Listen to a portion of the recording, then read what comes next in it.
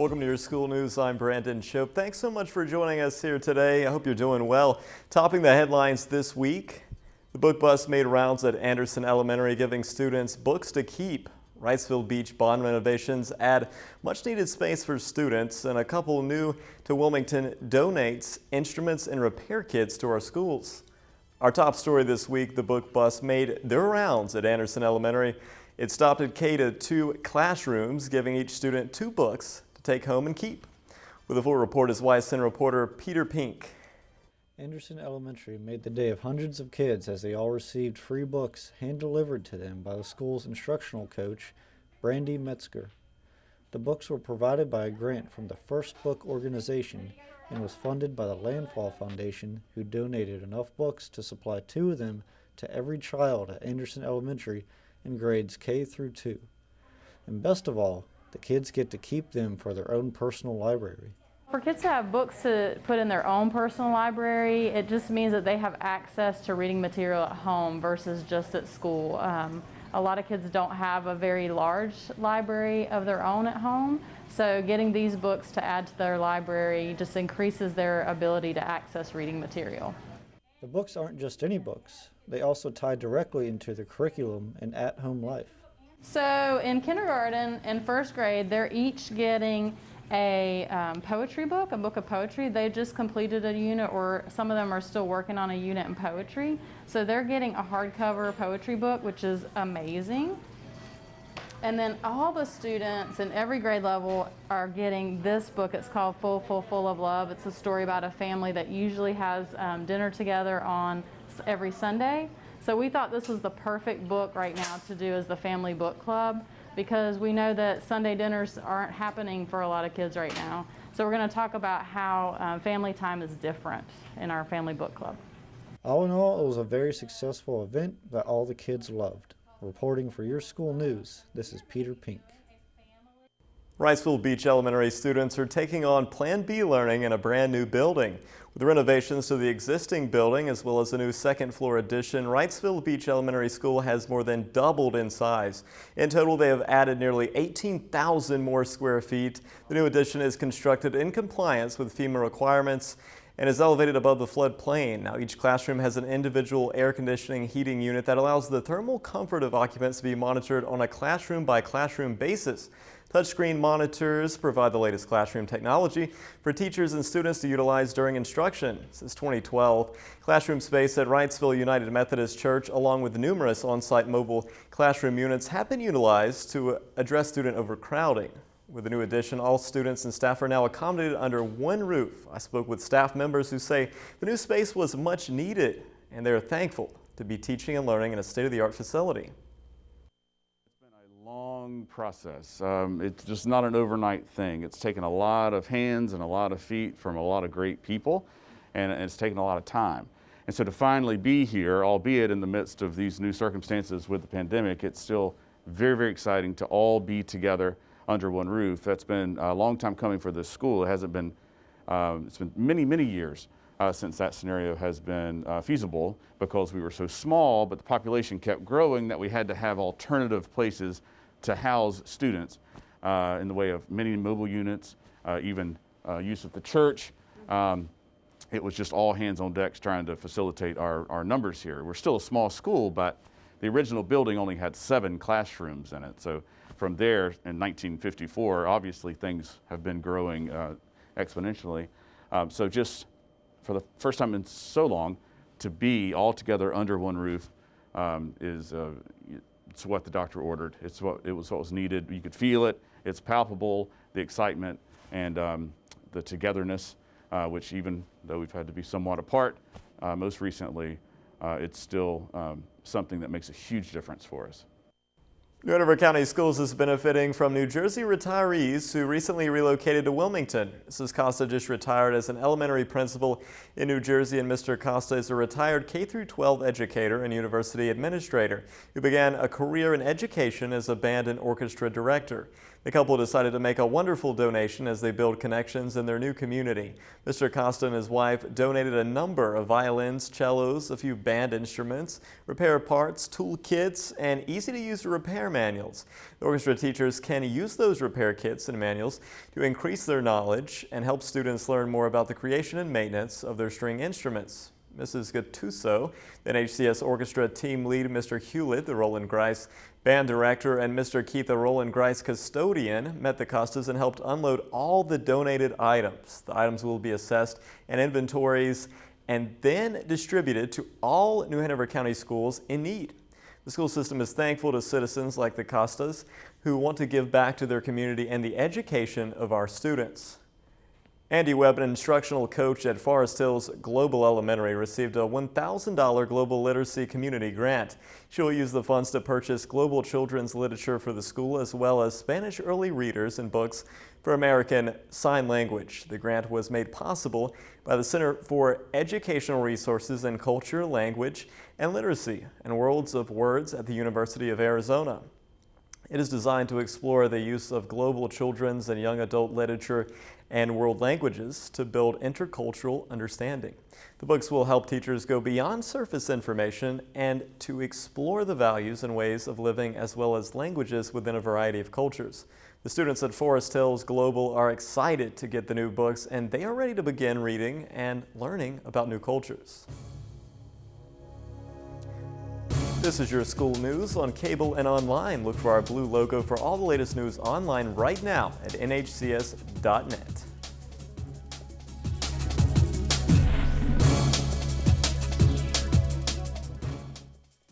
Because of you, I felt hopeless.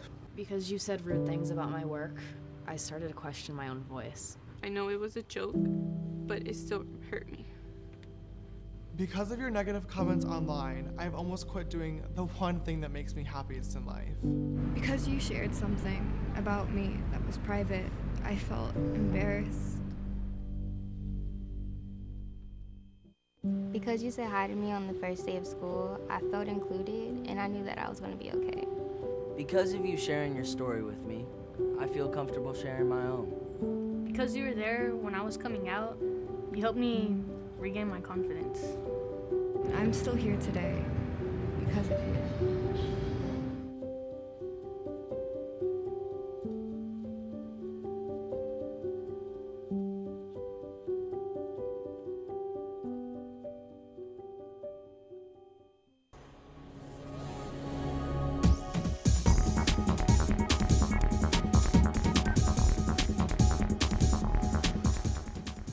Welcome back to your school news. I'm Brandon Shope. It's time now for our Education Index.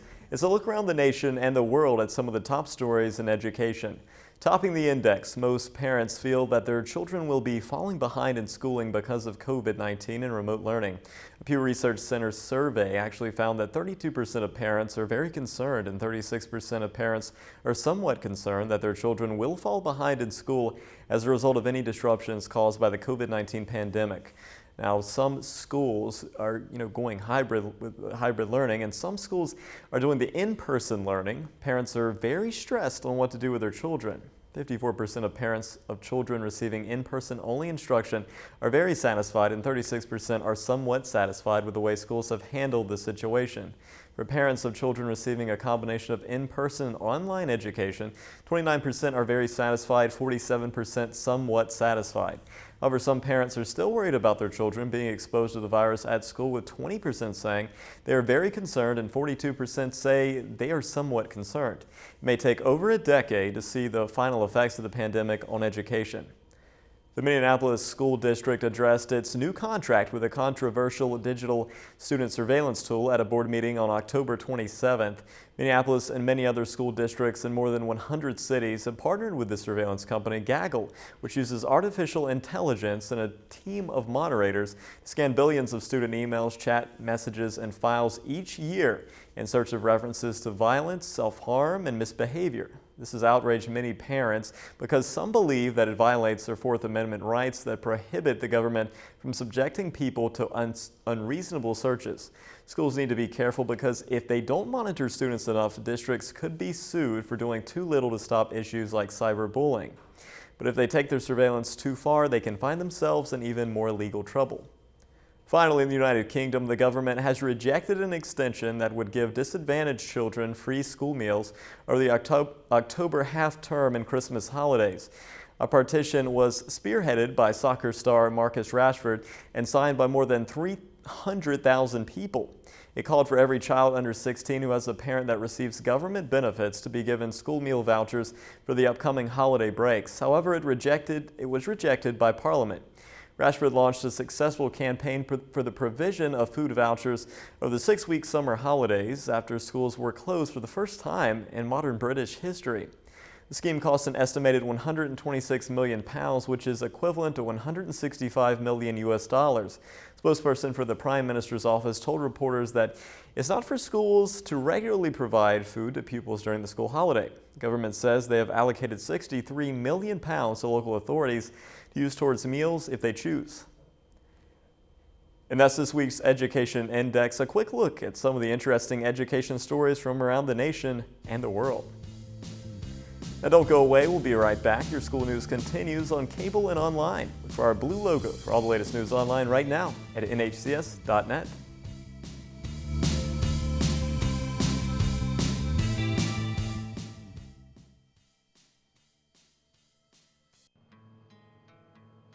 As farmers and ranchers, stewardship of the land comes naturally. You leave it better than you found it, so future generations can enjoy a way of life that you love. Thanks to your efforts, we're fortunate to experience clean water, abundant wildlife, and healthy rural communities. Your work is vital, and its benefits extend far beyond your property, reaching millions of other Americans who depend on this region every day without even realizing it. You take care of the land because it's the right thing to do. But did you know that conservation can also improve your bottom line? Take a moment and find out how conservation pays. Visit conservationpays.org.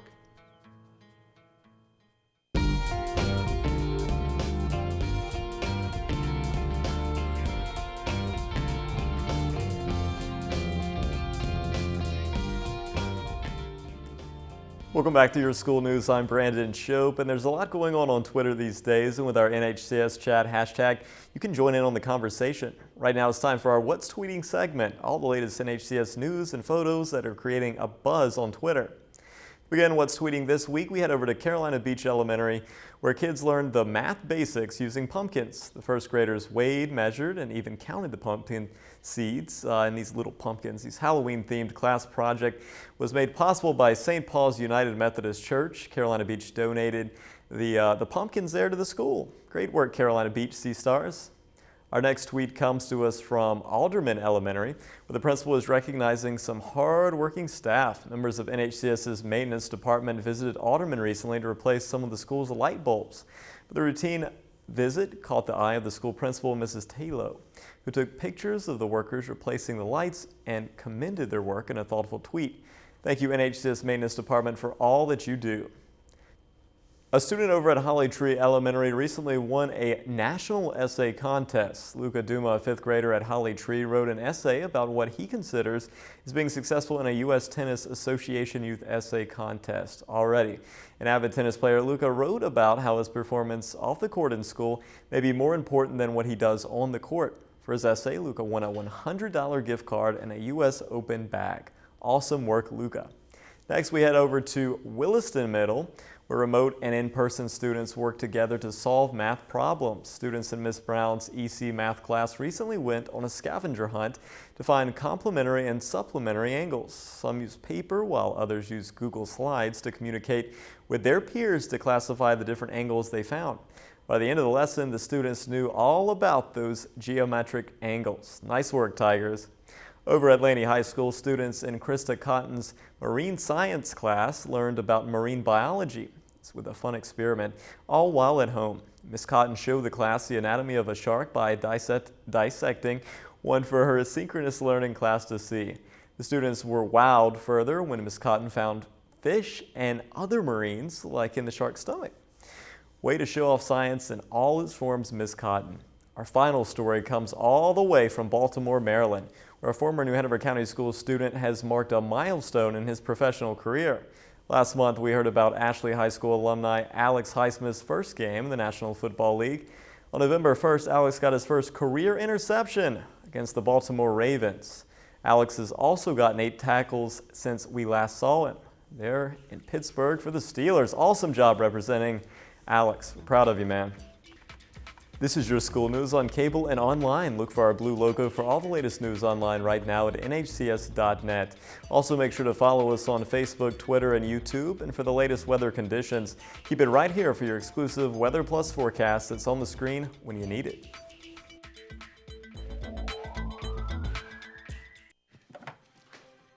Days, months, Hey, I'm Jim from across the street. years, I'd like to give you this. a lifetime can rush by without realizing what we're missing. We lose some of the best moments, some that may never repeat, Come on. or detach from people around us. Our loved ones grow used to this pattern, but it doesn't have to be that way. We have a choice to take action.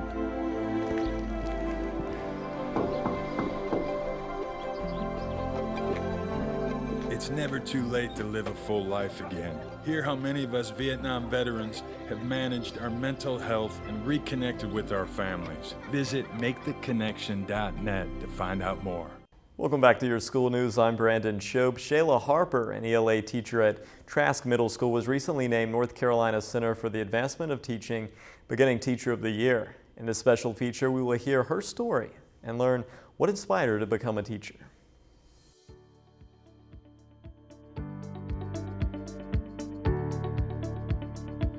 Hi, I'm Shayla Harper. I am an ELA teacher in the special education program at Trask Middle School. And my glasses are fogging up. This award is Beginning Teacher of the Year with NCCAT. It's a program that's designed that when they see teachers who have potential, it's a program to retain them, to keep them within the school system and keep them to teaching. I got started in teaching, I come from a family of teachers. My mother's a teacher, my aunt's an art teacher, my grandmother was a teacher. And so it was just kind of something that I knew. I think what inspired me is because I was a student and I know what I got from it as a student, my inspiration came from that because that's something that I wanted to project and give out to kids as well. So I guess that whole feeling. I didn't do all this on my own. You know what I mean? Like this is not a self-made thing. Like everything that I've learned as a student in my adult life, I'm a lifelong still student learner. I wouldn't be in this position if it wasn't for the administration pushing to make sure I had what I need, if it wasn't for other teachers seeing something in me and vouching for me, like, okay, she's good in this area, we'd like to use her here, and for parents, you know, interjecting and saying their pieces about me and working with their students, and even students, you know, saying, hey, I need to speak with Ms. Harper. Ms. Harper's helping me with this. Like, it's a whole big community inside of the school and outside the school. Like everybody who I've come in contact with in this realm, in this area, has been a big piece of this puzzle as to why I'm here today. And sometimes I look at things as like, it's a divine intervention, like things happen the way they're supposed to happen. Architectural engineering was my major at A&T. And I went there, I did that all through high school. I got to A&T and it just wasn't in me anymore. And so I moved to English and did all of that, and that was my thing, writing and poetry and all that. And then I get married, I have kids. I worked for Department of Health and Human Services for a few years. But that entire time, I was always teaching something, whether I was training, whether I was showing somebody else how to do something, whether I was teaching Bible studying at church, like whatever I was doing, I always taught. That was just a thing that I did, but I didn't pay attention to it. But it was a thing that I avoided. Like, who wants to grow up and do exactly what their parents are doing? You don't. I didn't. But little did I realize and know that that is the thing that I'm supposed to do.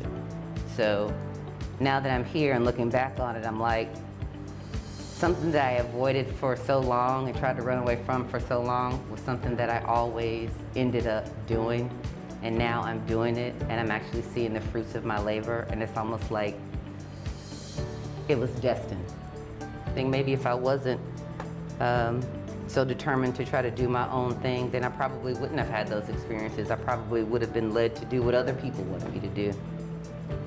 This group is IAS group. It's an intense academic support. They all have individualized plans that are written with specific goals of areas that they need extra help and work in. I like working with this group of kids because I guess I can see a lot of me in them. And I say that to say everybody learns differently. Everybody processes information differently. I process and learn things differently. And I can kind of really get, I like middle school, I can get with them on their level. And I like when they respond to me in a way that lets me know they know I care and they know I'm here for their best interest. I will challenge you, Isaiah. I will give you all these 3 pieces of gum. I'm gonna challenge you. Figurative language. Use figurative language to describe how pretty she is in indirect characterization. Go. My girlfriend is so beautiful. She's like a real sunshine. Aww. Thank you. He got it. Oh, what's my happy dance? Now you realize everyone's gonna see you with that camera face, dude. I'm just gonna be who I am. That's who I am. I will never change. The best advice I could give, especially dealing with this pandemic, I have learned more patience than I ever thought I've had. I've always kind of been a pretty positive person, but this pandemic and teaching this way remotely and with students face to face, it has really helped my positivity level heighten. I would say that to any upcoming teacher, if you're passionate about teaching, you love kids, you're able to get along well with adults and kids and parents because it's a whole community-based, job.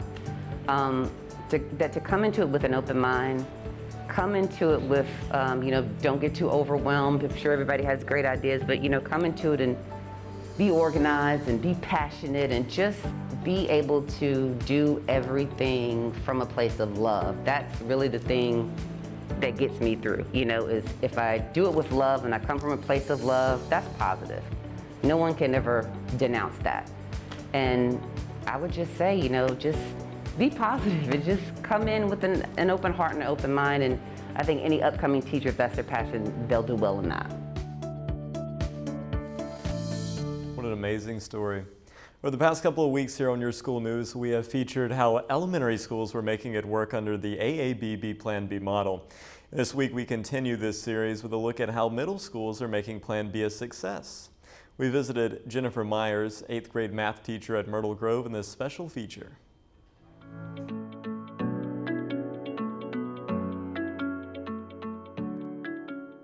So as we were transitioning from Plan C to Plan B, it took a lot of planning and collaboration with teammates because we had to figure out how to work with students in the building and remotely at the same time, how to be able to teach them and engage students. So some positives that we've found is I had a student the other day tell me how thankful he was that I sent him an email and said, hey, you did a great job today. So those little communications with the students have been very helpful to keep them engaged and want to come to school. The fact that we've been able to use applications like Mentimeter and quizzes and some other different online venues where kids can still feel like they're part of the class.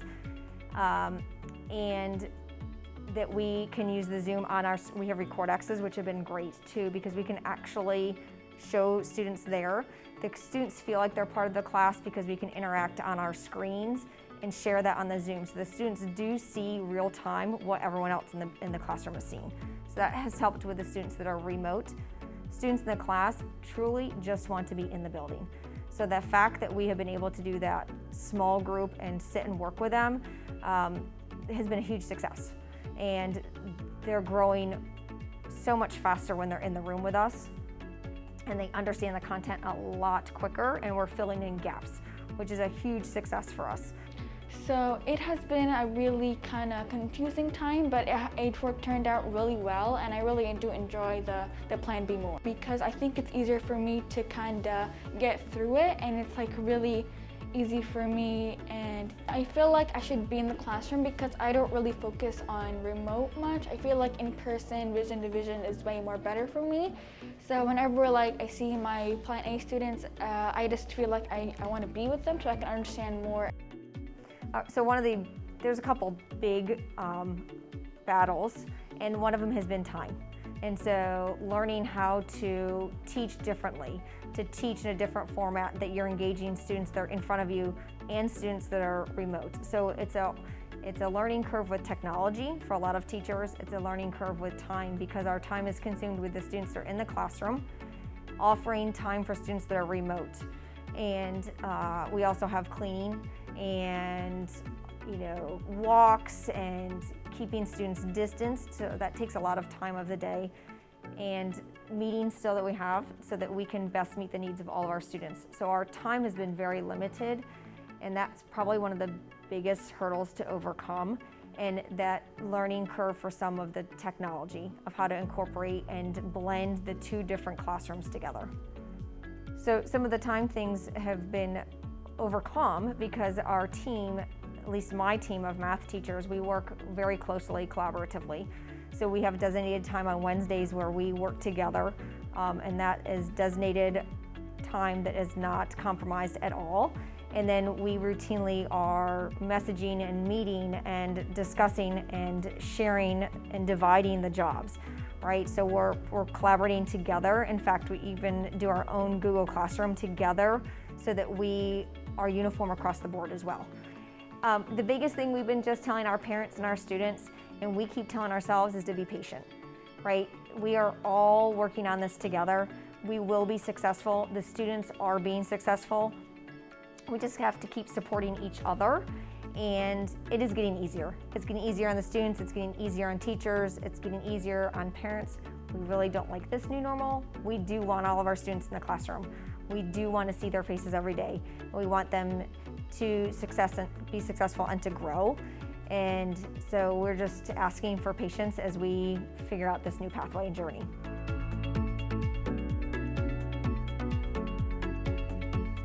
Another amazing success story. Great job, Ms. Myers, and all teachers who are making it work during this pandemic.